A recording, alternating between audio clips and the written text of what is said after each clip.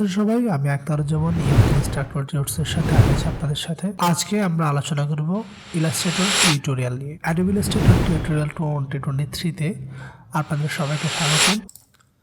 এখন আমরা কথা বলবো ইরেজ টুল নিয়ে। ইরেজ টুল, সিজার টুল, নাইফ টুল। ইরেজ মানে তো আমরা জানি ছোটোবেলায় যে রাবারটা ইউজ করতাম, ওইটা পেন্সিল কালি মোছার জন্য। তো আপনি যদি এখানে এই শেপটাকে মুছতে চান তাহলে আপনি জাস্ট ইরেজ টুলে গিয়ে এইভাবে জাস্ট ড্র্যাগ অ্যান্ড ড্রপ করেন, শেপটা মুছে গেছে। দেখেন এখানে কোনো শেপ নাই।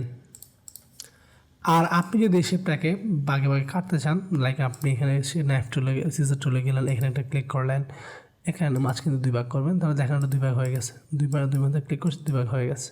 এটা হচ্ছে সিজার টুলের ব্যবহার।